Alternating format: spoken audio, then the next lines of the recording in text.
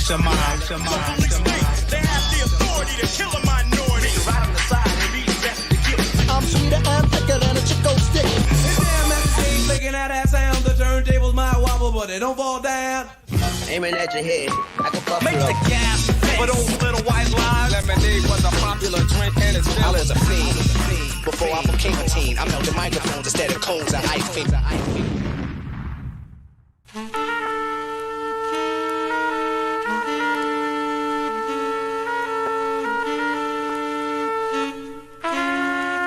One, two, three.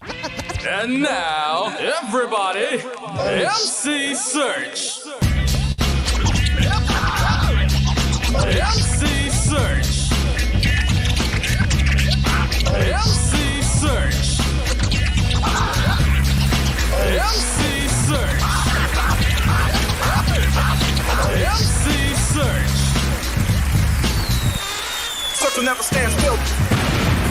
What up, what up? What up, what up? What up, what up? We are officially here. Welcome to December 2nd, 2020. Let's just get out of this crazy ass year called 2020. I was so excited when 2020 first started. I was like, I'm going to be 2020. I'm going to be so focused. You know what I was focused on? COVID. I was focused on not catching the virus. You know, it's funny. Back in the day, I was worried about catching a whole different type of virus. But this year, 2020, I was focused on masks, gowns, gloves, and not catching the virus. And hopefully before you'd pretty much know that you were risking catching that virus. This, you kind of have no idea. That is absolutely correct, my dear friend Pumice. What is going on with your P? How are you, sir? I'm good. How are you? I'm good. I'm very excited, by the way. When is Hanukkah this year, by the way? The 10th. The 10th. So soon. Yes. Okay. So, goodness willing, by the 16th, we'll be lighting the 7th candle of Hanukkah. I'm thinking about maybe having some special gifts for this very lovingly small, dedicated audience that watches the show. Yes, Tyrone. Yes, I am Jewish. Can we shut off the YouTube, please? So I'm going to have some treats and some cookies and some tasties. So anyway, it was an interesting week, by the way, in a lot of ways. Hip hop, for one, was definitely interesting. A lot of great records that came out this week. One of my favorites was a record that my friend put out, Static Selector. If you have not copped that album, please do so. It is a great record. Then the other record that I've been listening to a great deal is the Busta Rhymes album, ELE2, which is another really great record. So if you have not had a chance to cop some music for the holidays, I strongly suggest doing that. And also, you know, obviously this very interesting perspective on this rocket scientist we call a president, Donald Trump. It's very interesting to me that he is selling pardons. This is the new thing that came out. Papers were filed that Trump has been heard allegedly selling presidential pardons to the highest bidder in an effort to continue to raise his cash flow as he goes out the door to easily become the richest president in the history of the United States. What people don't realize also is the 170 million that he has raised so far for his legal efforts are all cash donations that he gets to keep if they are not used for his legal defense, which after now 35 lawsuits, which are all, he's 35-0, by the way. I mean, 35 losses, no wins. Right. 0 for 35.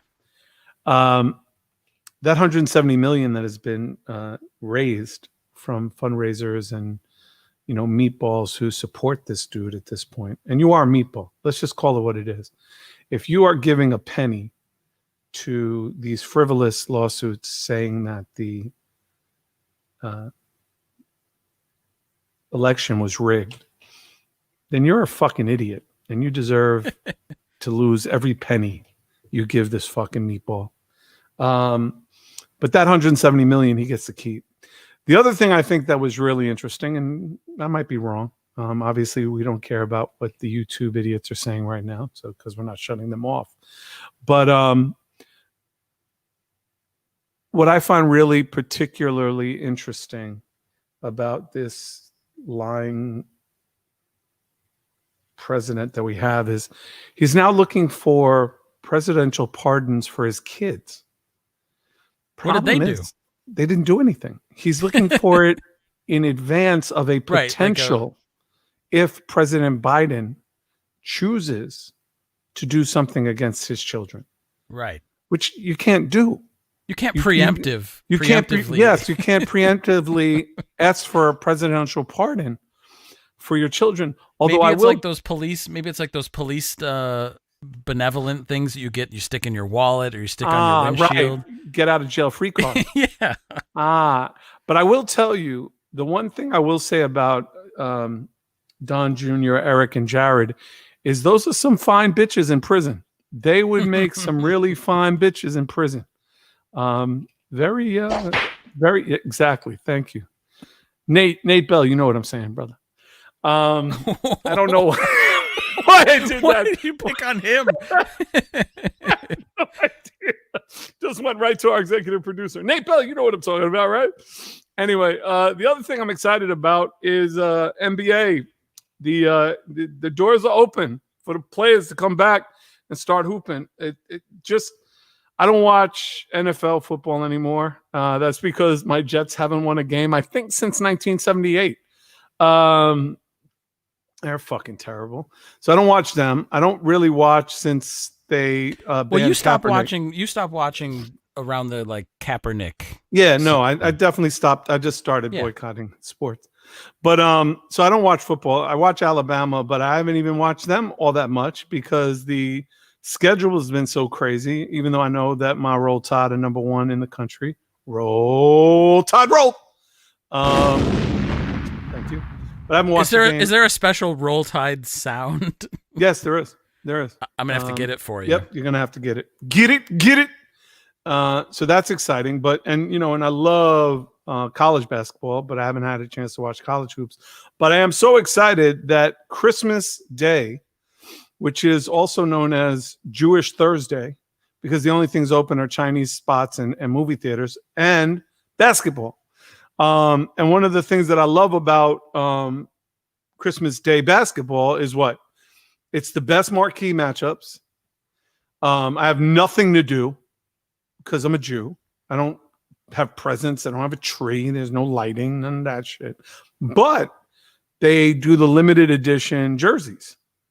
So I always try to cop like a 1 or 2 limited edition Christmas jerseys. Do they release them before the game? No. So it's like shopping. Release, it's like yes, you watch to shop. Right. That's exactly right.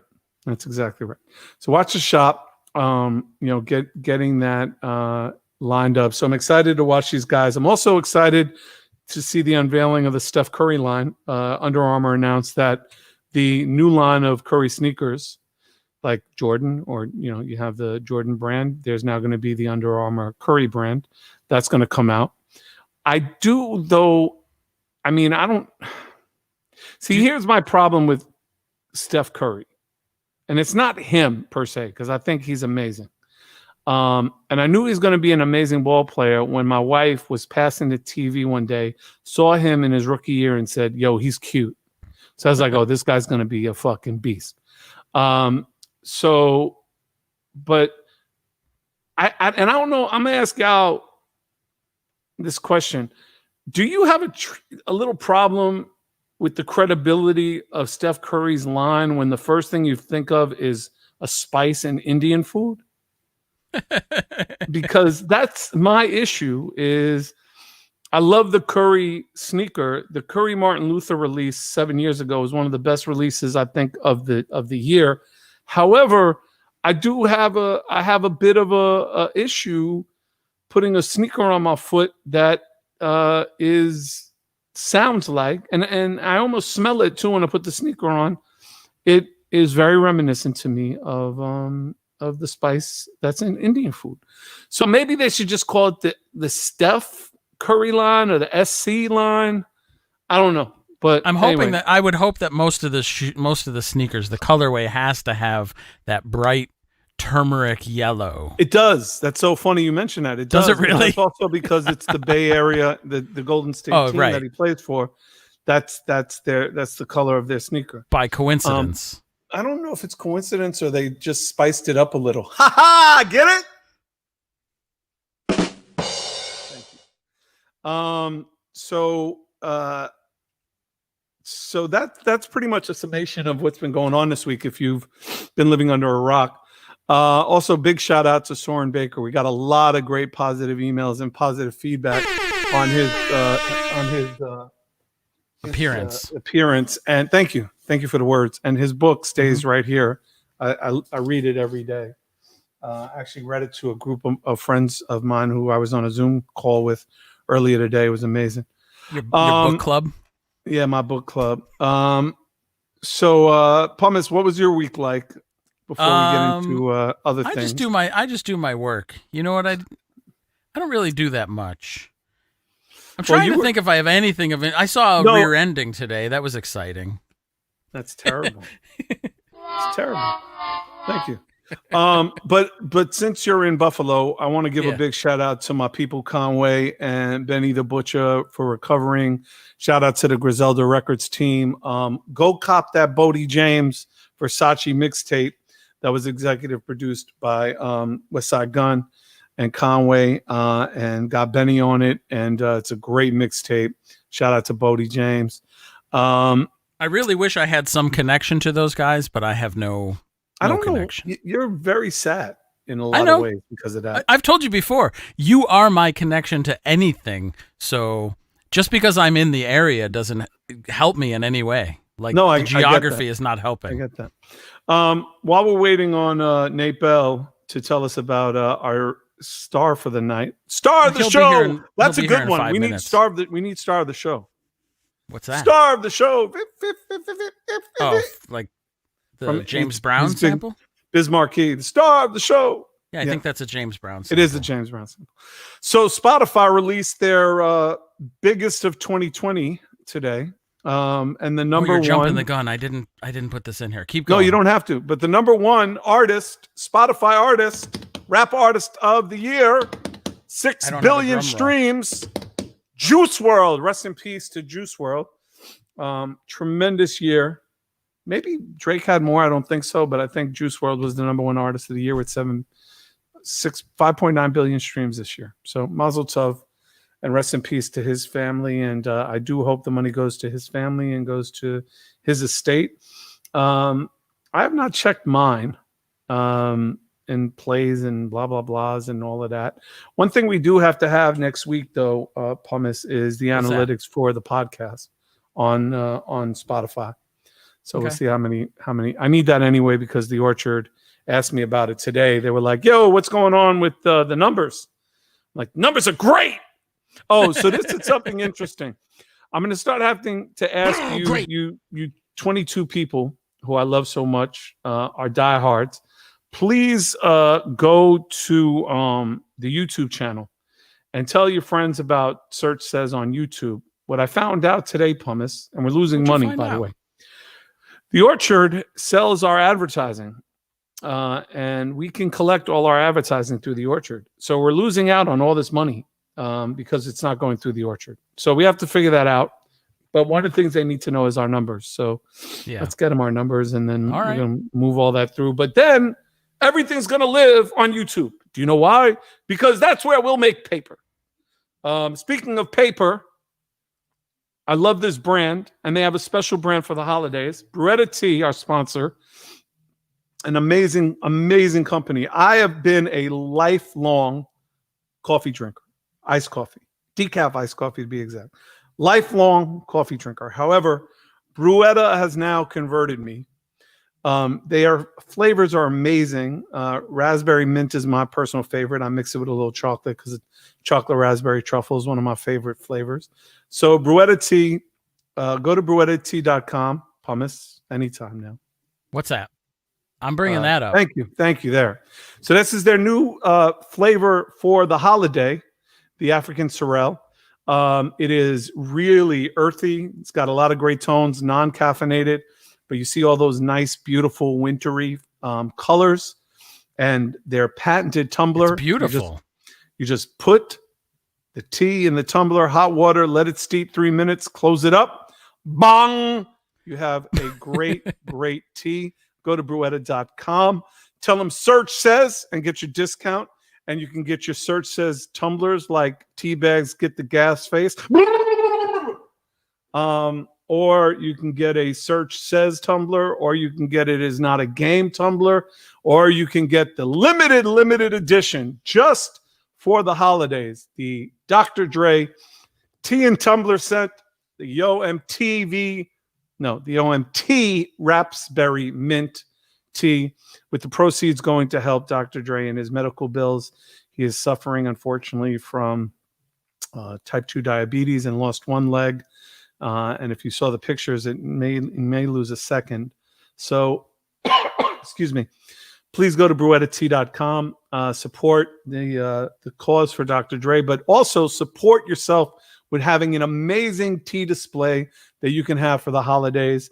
Be suave bola, be sophisticated for your tea, bruettatea.com. All right. We're waiting on our dear friend. Well, my dear friend. I don't know if you know him. Nate might know. I don't know him. I know him really, really well. Short Dog. Nate, what's the update on Too Short?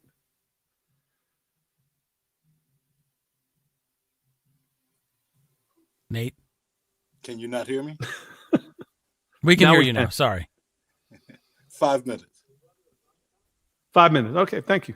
It's great to have an executive producer named Nate Bell, who has. Wow, well played, sir. Well played.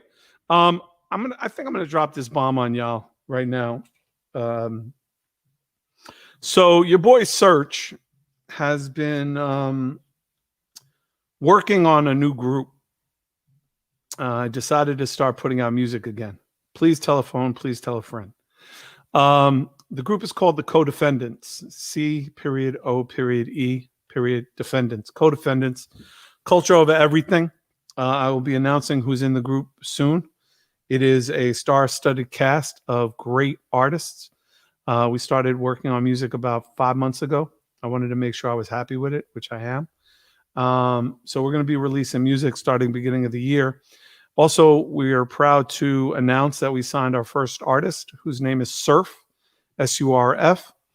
Please check out his Spotify, Surf, and his album is called Sustaining Injury. That's his EP. He put out 3 amazing mixtapes, Bad Human, Badder Human, and Baddest Human.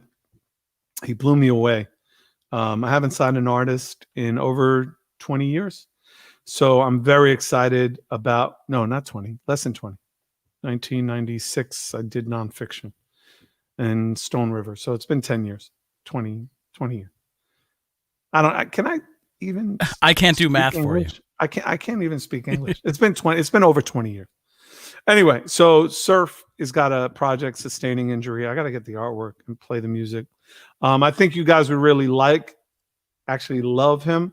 But one of the things that's really amazing about Surf is his outreach to his fans. So we're working on the video now. We're working on, all the cool things that come along with that. But I would strongly, strongly suggest, if you are a hip hop head, that you check out Spotify and you check out Sustaining Injury, his new EP. It is absolutely a brilliant body of work. And then my new music will be coming soon as well.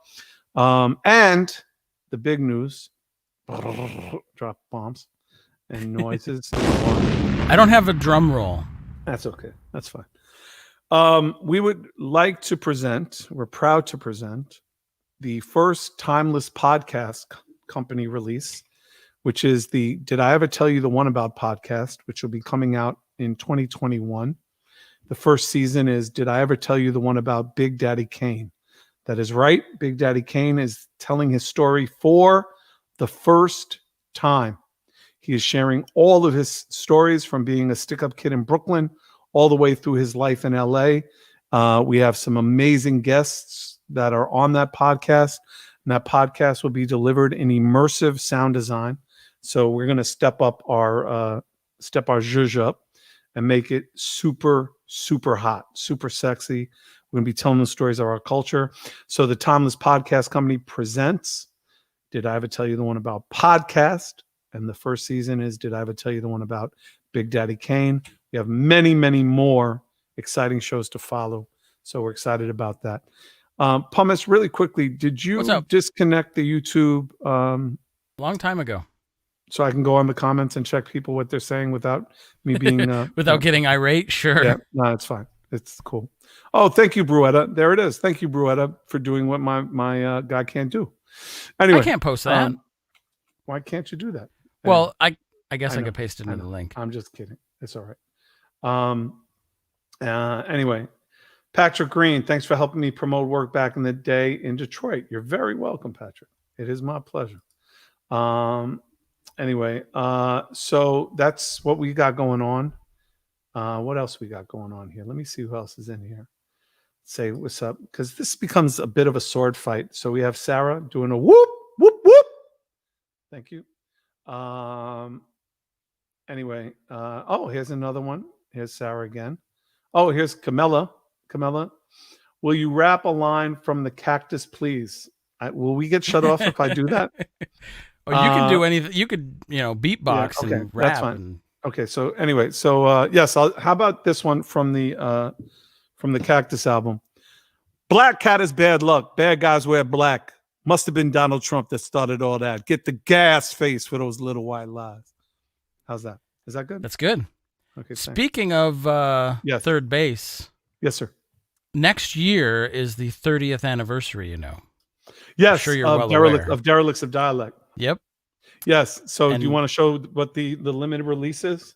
Yes. So if you go right now to meltedmics.com, you can pre-order these limited edition Challenger coins, the Derelicts of Dialect from the original artwork, created by this genius named Pumice Mendola. Also the Pop Goes the Weasel one. So if you order now, you have two choices. So we have a Black Friday special, which is a signature version. Only the first 30 will be signed by me. You'll get a picture from me, certificate, special table stand holder. The rest of them will be artist versions. They were limited to 100 only. So go to meltedmics.com and order that. I like this question. Serch, was that you doing the voice on Al's ABCs? No, that was our homeboy Shamik. And that was actually the funny thing about Al's ABCs, David, is that was Shamik's dad got drunk and yelled at him that way. Because those were the approach attacks that you abominated and committed. Huh. He is for your belligerent state of affairs, bad boy. The funny thing about his dad, and we'll talk about this after because my dear friend Too Short is waiting in the wings. But the crazy thing about Al's dad, Shamik's dad, was he was a true Jamaican yardie.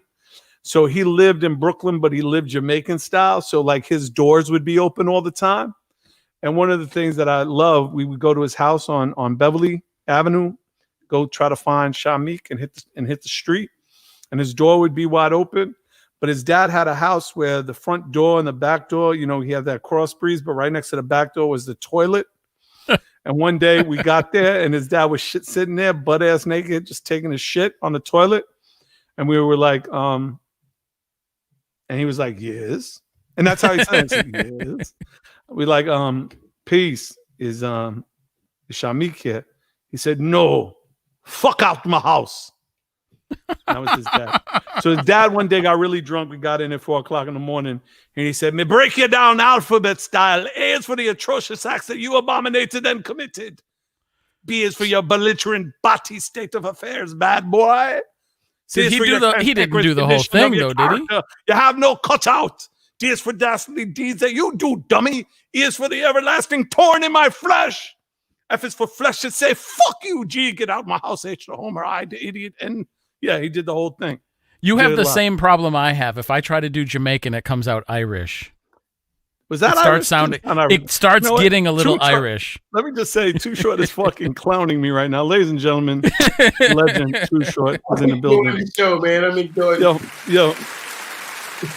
H to Homer, I, idiot, J, jackass, King K, king of my castle. L for the literacy. He said M, N is for New York City. O, ostracized, oppression. P, plague, you're the plague on my family, bitch. Anyway, short dog. You did get a little Irish there. Did I flipped it? Well, listen, I can't be, if I'm Irish, then you're Jewish because Too Short, you are the only rapper to ever make a Hanukkah song. So congratulations and mazel tov to you on that. Too Short owns this record. This is why we can play it.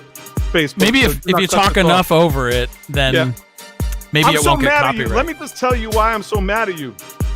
Because not only is this song a dope Hanukkah song, I want to say attempted. It will be out next year, but I attempted to bring in a Hanukkah song for this year. Mm-hmm.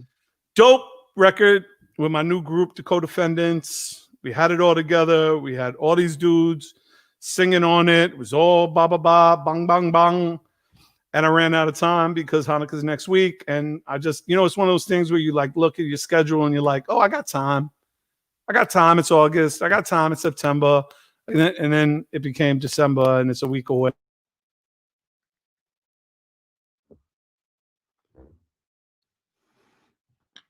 Did we somehow lose Serch? I think we lost Serch. He just got a mute button on. Am I back? Yeah, you're back. Your boy is back. Anyway, so how did that record come about, brother? Tell me how you, Short Dogowitz, because that people don't really know your last name is Short Dogowitz. Dogowitz. So look, really, man, it's really like a TMZ thing. So at the time, and even to this day, kind of sort of, I've always had like a love-hate relationship with TMZ, where they love you when it's good, put you on something, get a bunch of clicks, and when you're out there fucking up or whatever, they put you out there and get a bunch of clicks. Either way, you know what I'm saying? So either way, it's like it keeps you out there a little bit. So I did a favor for them, and we did like another version. It was sort of like a kind of more like jokey, and then we liked it, and we went back in and made it a little more serious. And that's what everybody hears now is the one where I really went in there. I was like, I'm gonna make this like it's a real song, and I didn't know it would go past the TMZ platform, but it lives. Oh, it definitely lives, and let me tell you how much it lives. I reached out to Matis Yahoo for this record that I'm doing. Mm-hmm. And I was talking to his manager, Brian, and besides him showing, me love, he goes, yo, did you ever hear the Too Short record? Like, damn, Matis Yahoo's on his dick. Like, that's crazy. The mega Jew reggae artist, Matis Yahoo, knows about that.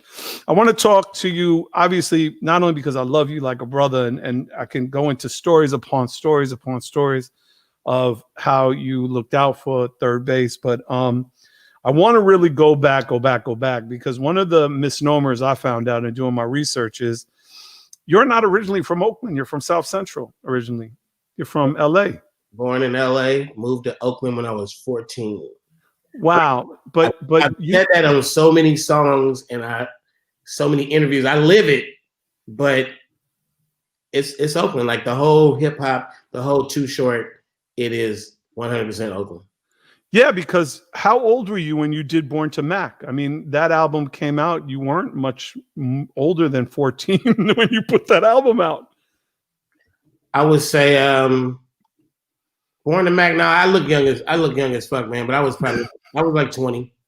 Okay, so 6 years, but that album to me truly, it was Bay Area hip hop. It was the first inclination of what it was. Rap. I did not even. I had barely just heard my first rap record when I lived in LA. Like Rapper's Delight came out, and I was 14 years old when Rapper's Delight came out. I moved right when that record, 1980, 79, 80. That's when I moved to Oakland. So when my whole Oakland experience is me hearing hip hop and falling in love with it and saying to myself, oh shit, I think I can do this. And then actually doing it. And from the age of 14, where I just played around and tried to see if I could flow, 2 years later, I'm doing house parties and rocking crowds, and I'm figuring out how to rock the mic. Like a whole new, I'm official.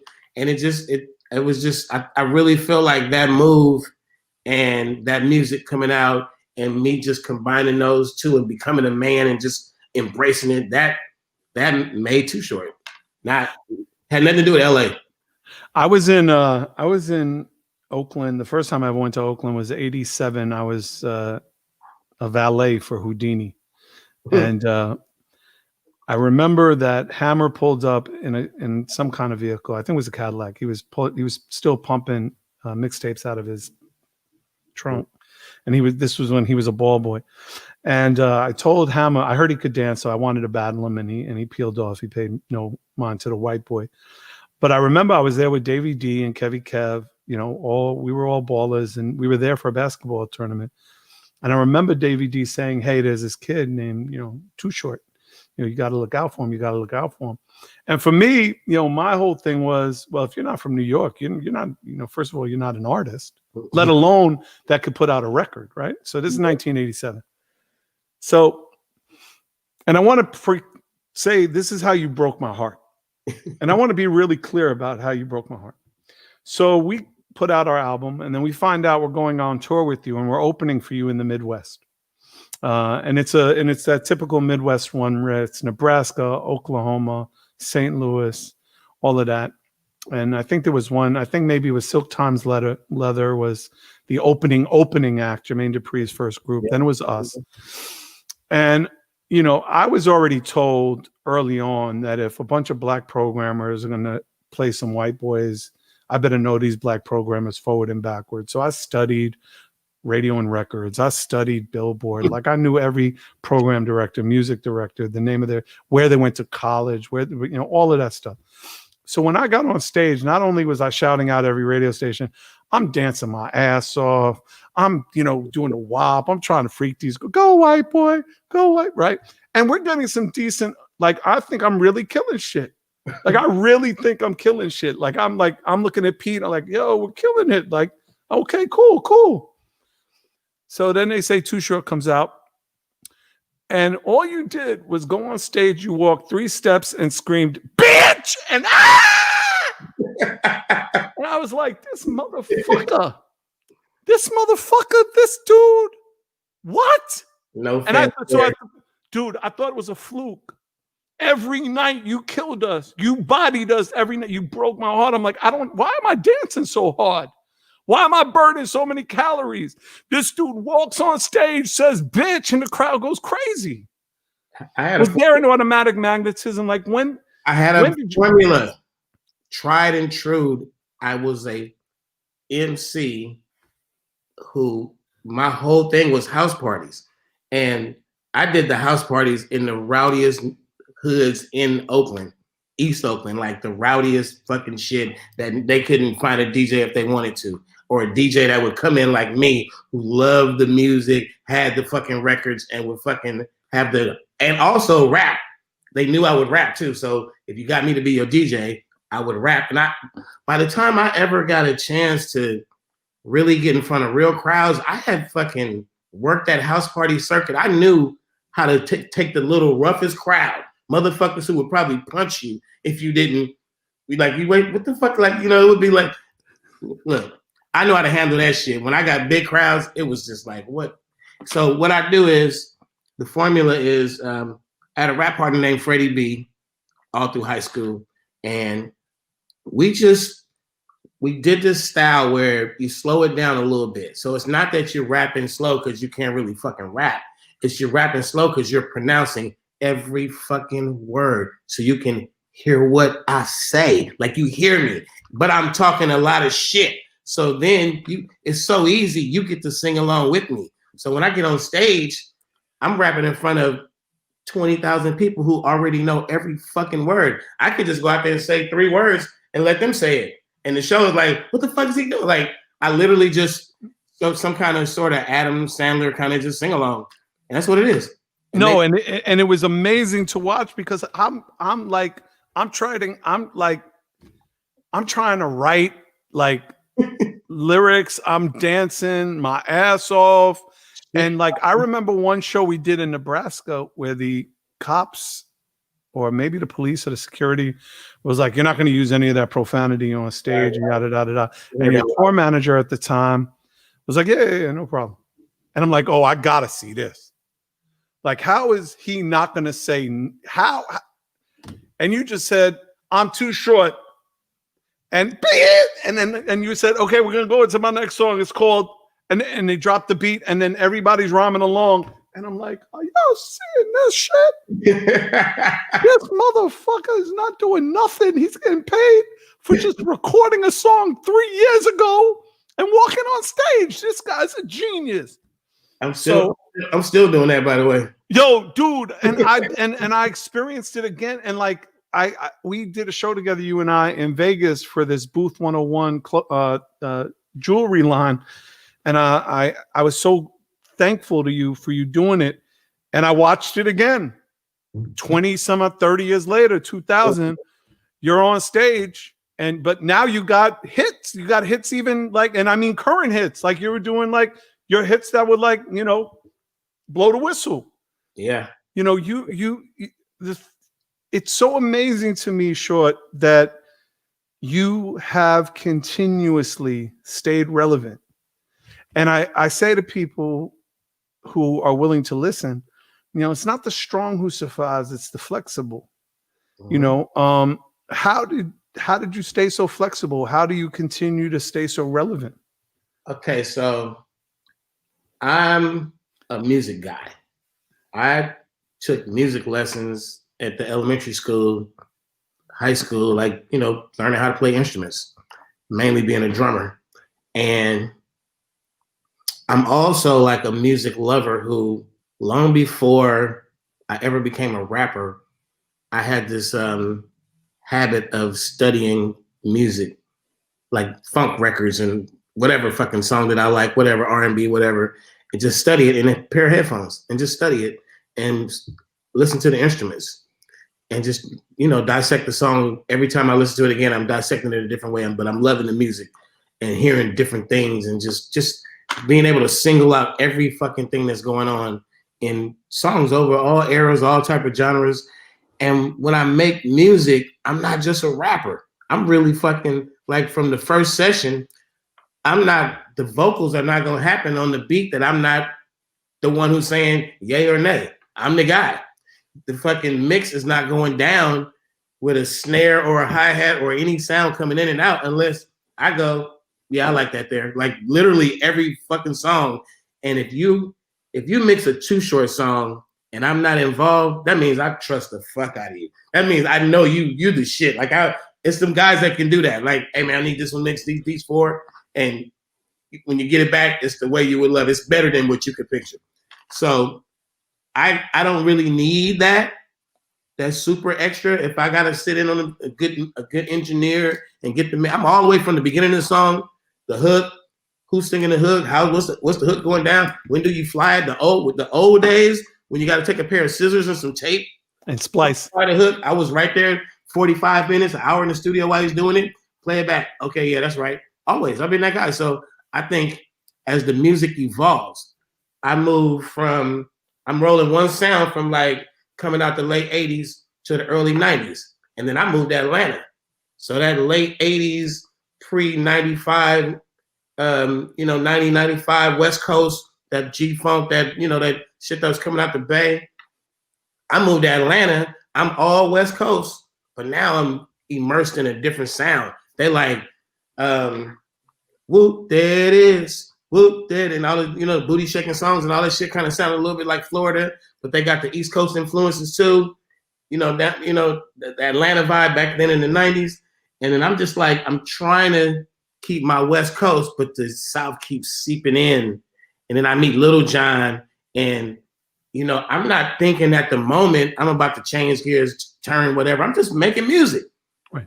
And he fucking brings a new element to everything I did that's like, the beats start going faster. People start dancing to my shit. And I'm like, okay, like, I'm getting older, but I'm all of a sudden now I'm making dance records. I'm like, okay, like fuck it, just go with it. And then you find yourself with a new formula. I came with a new formula. Okay, I'm the OG who can literally like summons up girls' asses to just like dance. I'm like, I'm gonna do this till they tell me I can't do it. Well, good for you. And you know what? There's only 3 people that I can think of that are in that lane. But now you've kind of separated them. Bun B, E40 are the 2 people that I think of that are close to your lane. But you are truly the triple OG that gets the asses shaken for sure. But what also kind of impressed me was how fluid you were when the hyphy movement was so big in the Bay, but you were living, like you said, in Atlanta. Mm-hmm. And then you do Blow the Whistle, which is truly like one of the best collaborations of hyphy, East Coast, West Coast that's ever been made, like truly ever been made. And I guess that's just a reflection of what you said, just kind of experiencing all of that in your environment. That's another testament to collaborating with Lil Jon also, because a lot of people make beats and a lot of people produce, and he's a producer. And I think that all we were doing, because at the time that wasn't his genre, and that honestly, even though that's where I'm from, it really wasn't my niche either to be making hyphy records. And Lil Jon was like, he did a show or something in the Bay, or was out there for whatever reason, and he's like, man, that sound, that shit they doing, he fell in love with that sound. And he was like, man, I want to make records like that for y'all.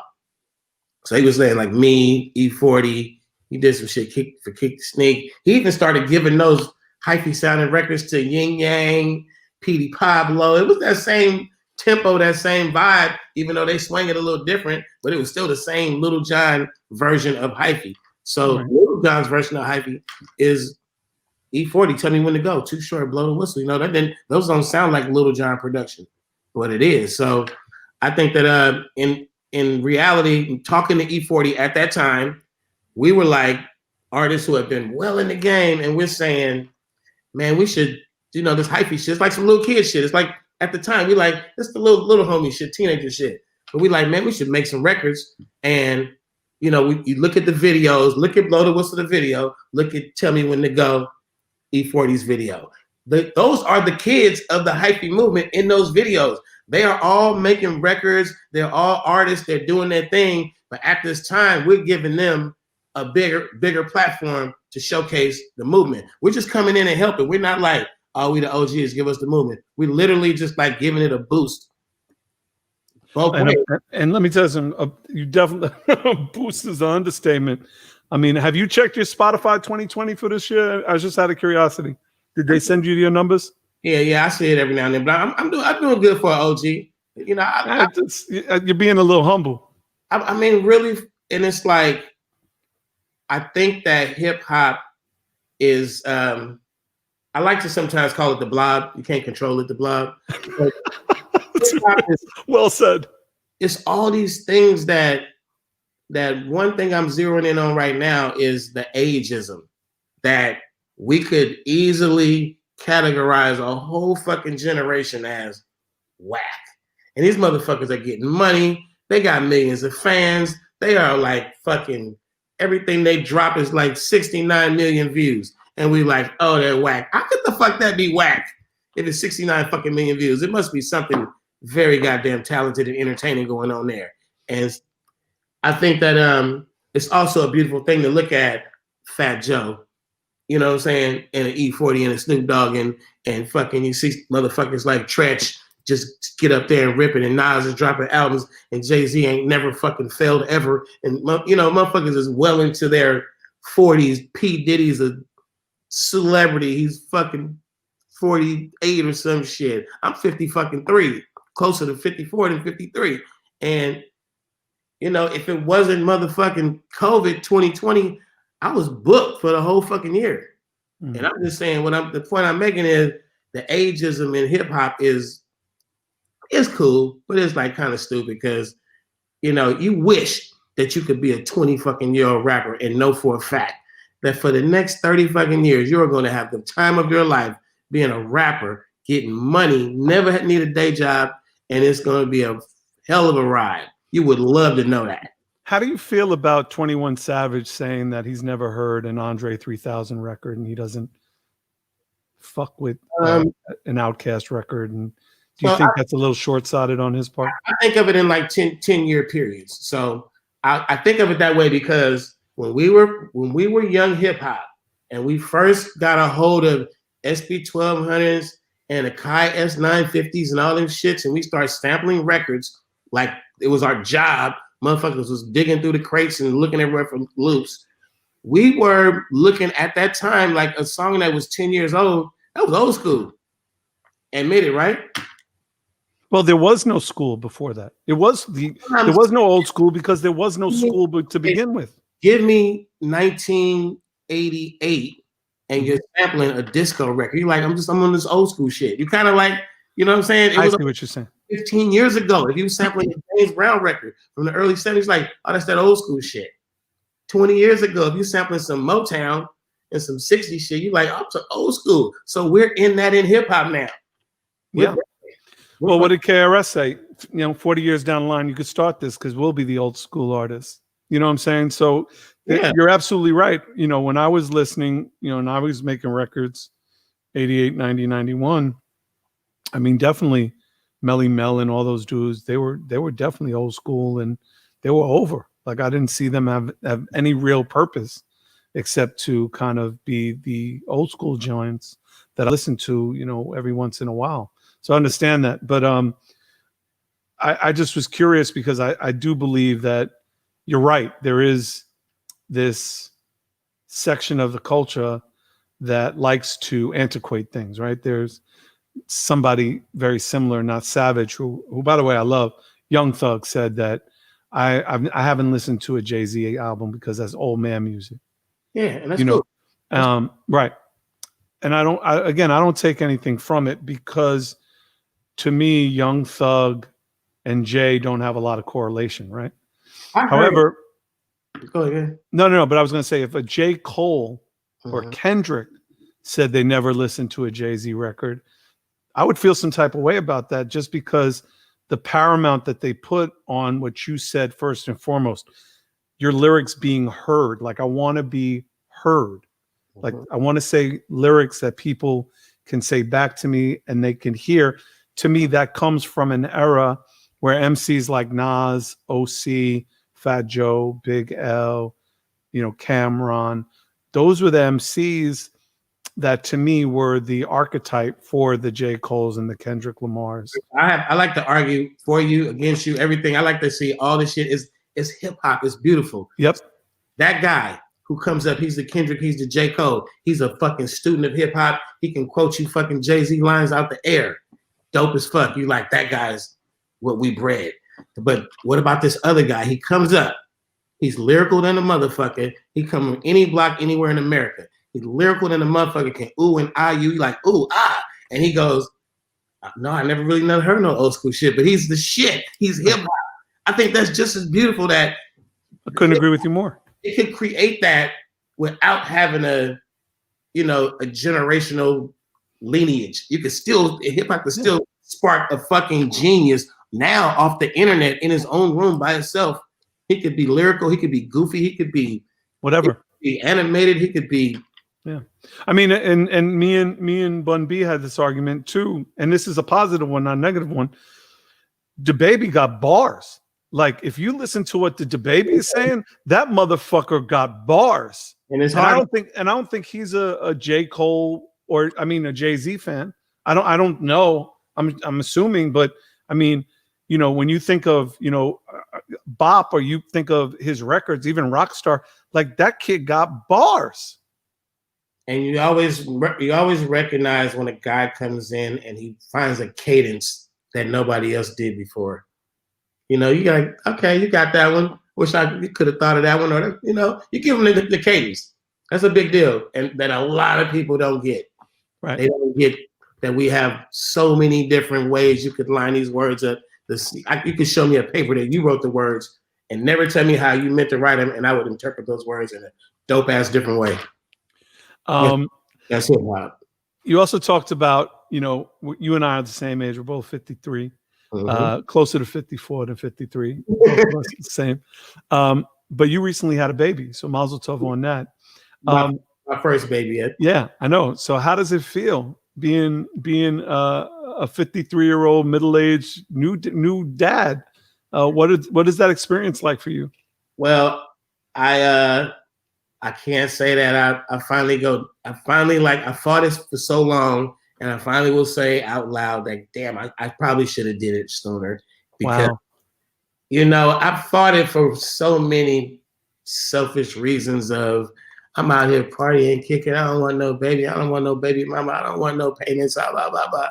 And then when you really like get that seed in it, I get it now, because I have friends who would do things.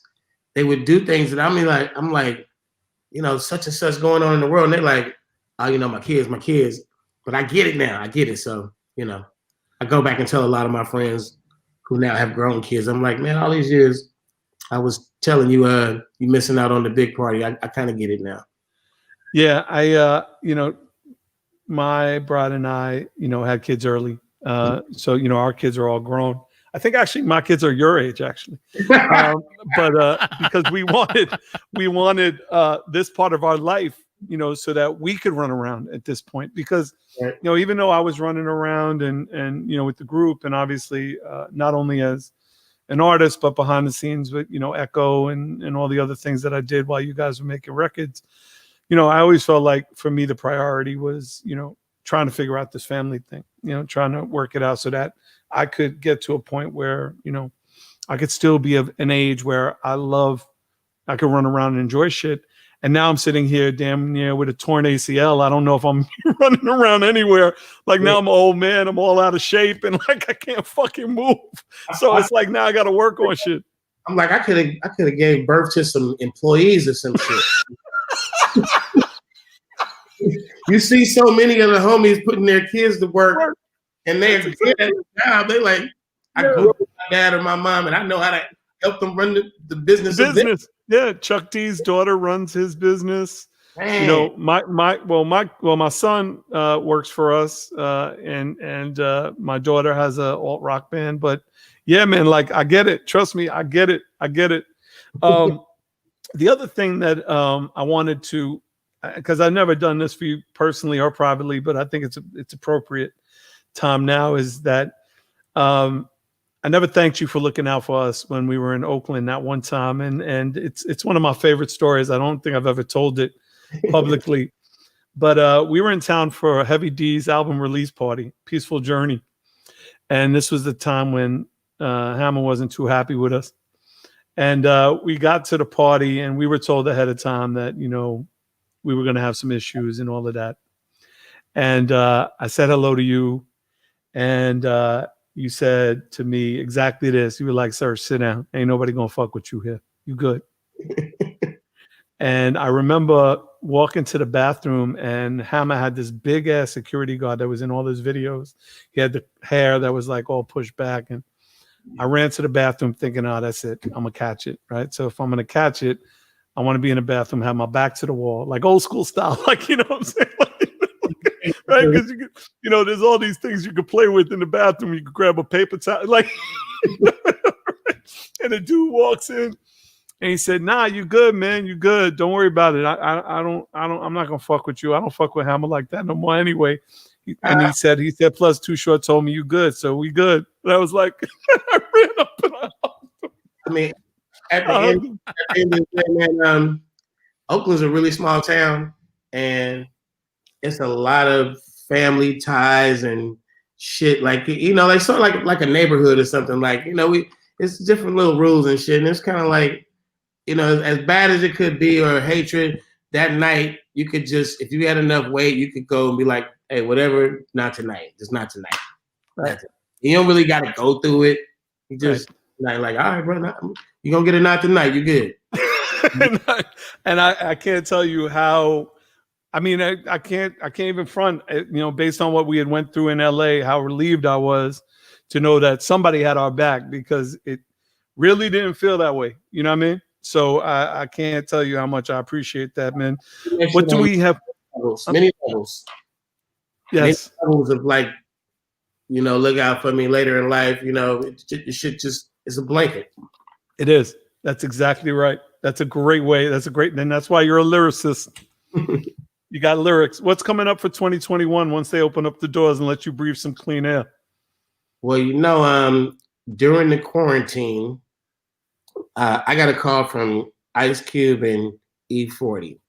And over the years, in probably more than the past 5 years, we've been doing these, you know, these kind of old school concerts. It'll be like either Snoop Dogg or Ice Cube headlining. It'll be me, E40. Sometimes it's Bone Thugs, DJ Quick. And it's like, they usually call it like the, How the West Was Won, or the West Coast Kings or some shit like that. And it's always a big show, and it always sells out. It's always 20, 30,000, whatever size of the arena is, it's sold out. So I get a call during the early part of the quarantine from E40 at Ice Cube going, man, I feel like we should do an album, man. Like me, you, E40, it's E40, Cube, Too Short, and Snoop Dogg. And I'm like, you know, E40 and Too Short from the Bay, Snoop Dogg and Cube from LA. And we like, you know, we like the foundation, West Coast Foundation. And we sat there and was like, fuck it, let's do it. So we started coming up with beats. Now, me personally, I'm always in the studio. I got a bunch of young producers floating around. I stay tapped into my Atlanta roots, and I just keep beats like in my world. So I'm like, let's go. E40, he's always making songs. He got a bunch of beats. Cube, Snoop's studio is 24/7. It's going. And we just started pulling up beats. And it was pretty easy. Everybody's at home quarantining, so come up with a beat. We started group text. The beat comes on. Like, I'm fucking with it. Let's do something with it. Somebody had come back really quick, because we all at home. Everybody got studios. And now it's the same beat, but it got a hook on it now. And then we're not even really saying shit. And then that same beat pops up on the group text with an E40 verse. And then bam, bam, 2 more verses pop up. And I swear to God, we made 25 songs like that. Oh, wow. That's amazing. And them motherfuckers, we never once went to the studio together. Them shits, you would never even know. Them shit sound amazing. So somewhere just fucking around in the quarantine, we started a whole new thing. So we about to run that into the new year as a package deal, man. So, you know, like kind of like the Supremes and the Temptations and Smokey Robinson and the Four Tops, Motown, keep it going, you know? Yeah, but instead of it's Too Short, E40, Snoop and Ice Cube, which to me is way more important than any of those other groups you mentioned, because you know that's you guys are my Supremes. Except you're Supreme, not Supremes. It's the branding mode. Right. Yeah, no, it's great. And is there a name for the group so far? Is it just Best of the West, or? Now we gotta save some, you know. Nobody's listening. It's okay. It's just me and you. You can just tell me. Even if at the same time, only 100,000 people right now listening, but there's nobody listening. You don't have to worry. It's just me and you. Being OGs in the game and being as that, just who I named is in the group. We literally put the entire project together without any like label help and, you know, big dope visuals and all that shit. And then, you know, you're doing it the OG way. Walk in and go, okay, here's a whole fucking package deal. Who wants the shit? Right. Like or that. You can even do it better because you all got the money, do it yourself, and then let the labels come to you. That's where the real money is. I mean, that's where the real money is. Prove it in streams, and they'll pay you well. but it's a lot of platforms now, a lot of avenues. The guys I've named, everybody's like plugged into corporate America. They're looking at 9 other revenue streams already, and the music is the advertising. It's like, it's all thought out. It's amazing. I'm so excited. OGs in hip hop can do this. I'm literally loving, like, watching Fat Joe with the never ending career. I'm loving this shit, man. I talked to Eric Sermon the other day, man. He sent me some funky ass beats. I'm like, this shit. I've never had other job. It's just hip hop. Yeah, no, right there with you though. I'm a little more behind the scenes than all of y'all, but I've never had a 9 to 5, since 1988. So because of hip hop, everything I have is because of hip hop. I owe hip hop everything. My wife, my back children. to the ageism in our genre of music. When we finally, or the more we just little bit just kind of appreciate the far ends of it and everything in between, it'll get better. It's already great. I wish you nothing but success with this Best of the West project with you and 40 or as I love to call him, 40 Water, and Short Dog and Snoop and Cube. That's going to sound amazing. And again, Mazel Tov on being a new dad. Enjoy that parenthood, man. It goes really fast. You're gonna blink and soon that kid's gonna be an employee. Watch. Yeah, I was talking to my buddy today. He's like, my daughter just turned 17. She calls me and says, "Hi, you got some money?" Well, I'm out of that tax bracket. My kids all work, so they. Yo, dude, the craziest shit is when you put 0 dependents on your tax return. That's the craziest day. When you put how many tax dependents you have besides yourself, and then you got 1, and then 2, and then 3, and then 4, and then 5. And then last year was 0. That was the moment where I'm like, all right, I made it. I don't have any more dependents. It's just me and my bride, So it is a wonderful experience, and I'm glad that you're in the right place today. And I got to commend you, brother. Like, you really did the best. You did it the right way. Whether you waited or not, you did it the right way because you were ready. You knew you were ready. Exactly. And that's when you had kids, and now you can be the best father you can be. Yes, sir. That's what I'm doing, man. Good to see you. Anyway, good to see you too. Too short dog. Have a happy and a healthy brother. Happy Hanukkah. I'll send you a menorah, and we got some gifts coming to you as well, man. Thank you for joining the show, brother. Peace. All right, man. All right, man. Short Dog. Gotta thank Short Dog for doing that. Wow, that was an exclusive. I'm gonna have to run tell that. Before we leave, there's some things I need to put you up on. What do you got? Hold on. I feel like I'm really far away from my microphone. That's a problem. No, you sound good right now. Let's put them up on some things. I'm gonna do my little weeble dance right now.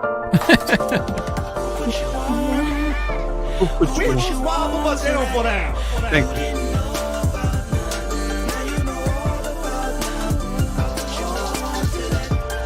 I put you on. Who put you on? I put you on. Know that. I put you on. I put you on. Know that. Know that. I put you on. All right. So the first thing I'm gonna put you on is to a ongoing Cameo poll. Now here's the thing. So, and this doesn't happen a lot because there's not a lot of you who give a fuck that I'm still alive. So I did get a couple of requests for the holidays that said, hey, would you mind doing a shout out, giving somebody the gas face for Christmas, for Hanukkah, blah, blah, blah, blah, blah, blah, all of that.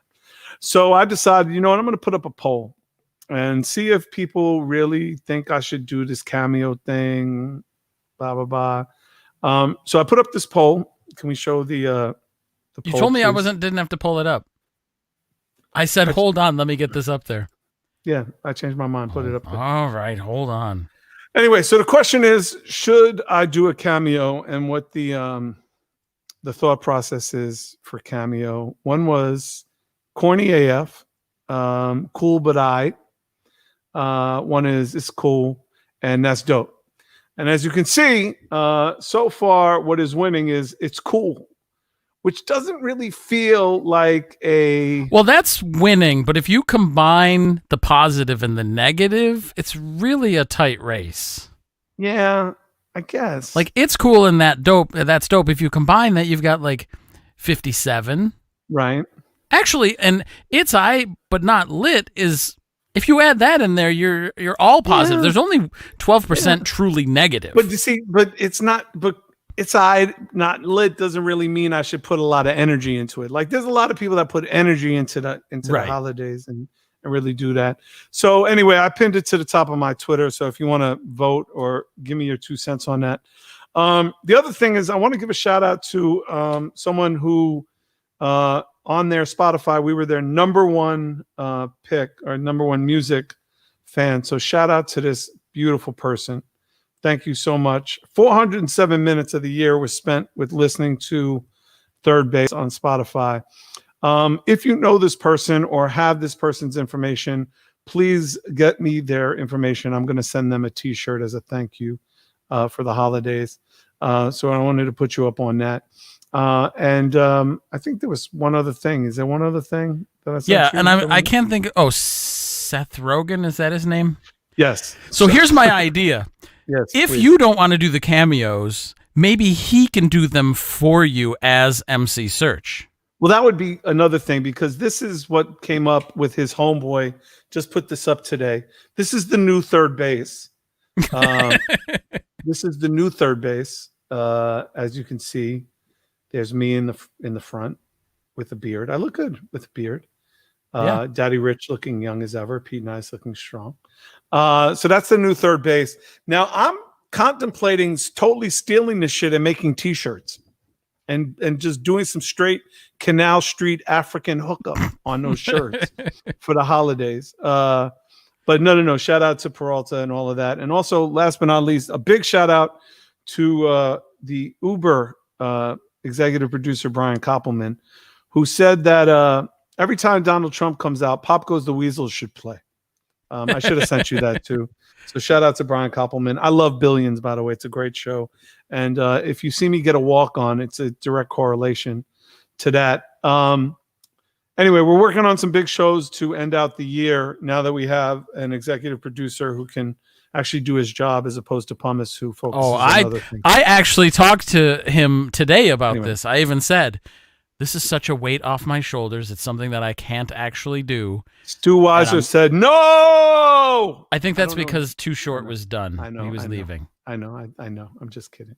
And I said, Nate, it's good that we have you because I can't do this. Eric Stickner, man, I love this show. Every time it's like hanging out with old friends. Thanks, Serch. Eric, it is truly my pleasure. We love y'all. And let's see, Ella Smith, thank you for being an inspiration to the Bay Area, singer-songwriter. I love it. Yes, Ella, he is definitely that guy. I can't really, I don't want to say this other, blow the whistle and shake that. I can't, I hate when people use that word to talk about female genitalia. I don't like that. Let's see what Sean says. Oh, well, we couldn't do that. We should have asked him. Sorry. Let's see what Javi says. Javi, shout out from H-Town. Thank you, brother. Anyway, so thank you for all your posts and comments. We appreciate all of y'all. Man, that's big news. That is really big news about that West Coast supergroup that's kind of a out, powerhouse album. No, that's going to be amazing. Snoop Dogg, Ice Cube, E40, and Short Dog. That's going to be amazing. We're definitely going to have to get those words over to our homegirl at Hip Hop DX for the exclusive. All right, we're going to get out of here, man. We will see you next week. In the words of my beautiful wife, Chantel, who's super pissed at me right now. Please remember throughout your day to say what you mean and mean what you say. That seems like a story in and of itself. Yeah, we're not going to later. If someone tells you to have a good day, please turn around and say, no, you have a better one, because whatever you want from me, I want twice as much for you. And please, please just remember, if you don't have an agenda in this life, someone will give you one. And it might not be nice. Always have a plan. Pumice, anything to add? No, I'm good. Thanks. Nate Bell, how did I do? That's what I thought. Thumbs up, my friend. Thank you, brother. All right, we'll see y'all next week. And just remember to catch the podcast, go to our YouTube channel, Serch Says Podcast, and Spotify and all your other DSPs where you love your favorite podcasts. Keep listening, people. We'll see you next week.